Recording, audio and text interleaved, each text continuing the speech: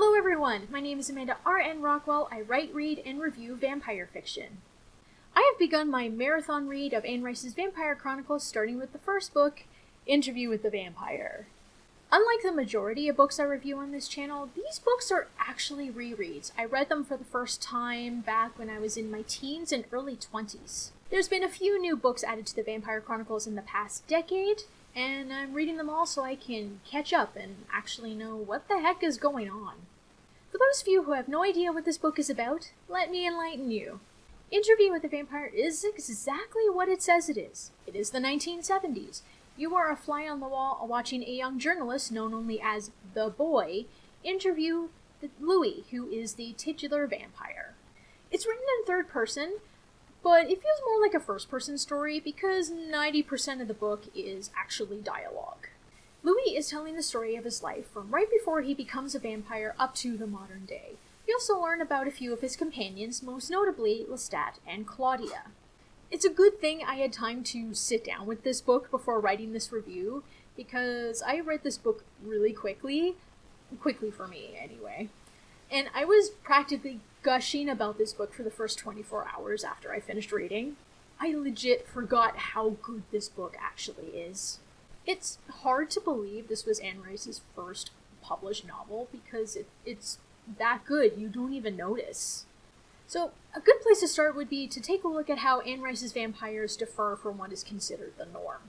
They easily burn when exposed to sunlight or fire, so much so that they can turn to ash in a very short time frame. Their eyes don't change color when they turn, though their skin does pale considerably. When they feed, their skin tone becomes more, how should I say this? More normal, more fleshed. And that allows them to masquerade as humans, and they won't get noticed as easily. Rice's vampires aren't actually undead in the traditional sense, but their body does experience a death of sorts within about a day or so after they're transformed. This death is the expulsion of any and all fluids and waste that the body no longer needs or produces. However, they still breathe, they still sweat, they still have a beating heart. The vampires, in general, fall in love with detail. Their immortal eyes see much more than our human eyes can see, and it often entrances them. This can also go for their hearing, too. Good music has a very similar effect. They don't have a weakness for silver, or wooden stakes or crosses, and they can enter holy places just fine. For someone to become a vampire in Anne Rice's world, two things have to happen. The first one is that the victim must be drained to the point of just on the edge of death, and the second is they must drink the blood of another vampire, which usually ends up being the one who turns them, though this is not always the case. This new vampire becomes frozen in time. They are unable to age from then on out, regardless of what age they were at. If they were old, they stay old. If they were a child, they stay physically a child. There is a lot I like about this book. There are two things I will point out, though, that I personally love, but I know from reading reviews by other people that it's very hit or miss depending on the person. One has to do with how the book is written, and the other has to do with our vampire protagonist, Louis. I'm going to address how the book is written first. Rice's characters are from a long time ago, at least a few centuries back, actually. Their somewhat more detailed and extravagant speech is a product of the time they came from. It's not overdone, it's not hard to read. However, the amount of detail put in at certain parts will turn off some people. I personally thought that said detail is better written in this book than, say, Fever Dream. In fact, it's written in a way that is very appealing to me. But, some people still think it's a bit much, somehow. Now, let's talk about Louis, and this is a big one. This is probably the biggest reason why people are turned off from this book in particular.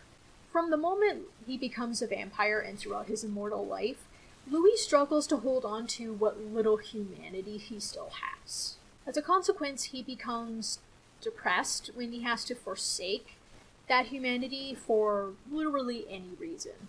He will literally go so far to try to convince a human who wants to become a vampire to change their mind, and if he doesn't succeed or he doesn't feel the person understood his message, he becomes upset, either saddened or angry, depending on his mood. The same kind of thing occurs if he doesn't get his way.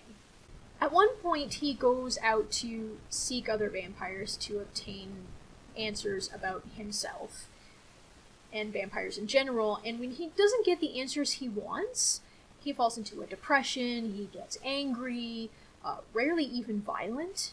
He punishes others for robbing him of what he saw as his truth, as the one thing that could make sense of it all. Now, to be fair, he does endure some things, it does get kind of rough for him, but Louis is the fictional representation of someone who is a narcissist. He acts like a child, basically. In his mind, it's all about him. He starts with the silent type of anger, in which he shows annoyance, and then later it escalates to the point where he actually ends up killing other vampires. It's the whole, oh, I don't like what's going on or what's happening to me, but I'm not going to change. It's someone else's job to do that. Keep in mind, I'm not talking about people who legitimately suffer from depression or something similar. That is a very, very real problem.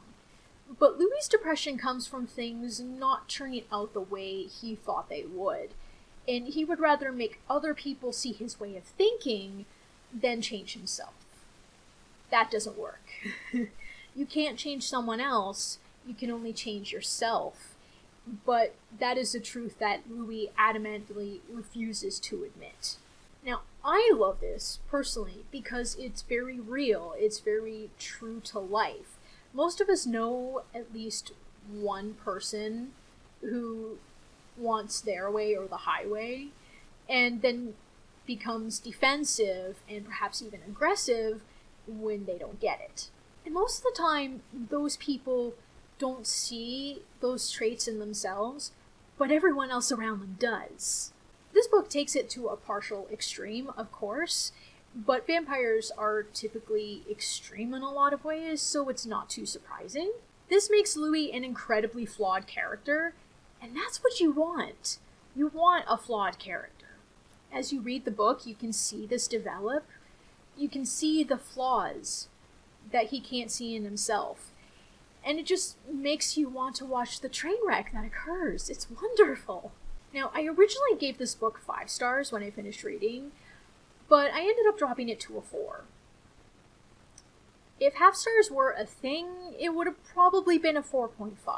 Now, that's not because that I dislike the book compared to when I first read it. I still love it as much now as I did when I finished reading the book. However, a big however, I dropped it down because I'm currently reading the next book in the series, The Vampire Lestat, and I'm going to leave the details for that review,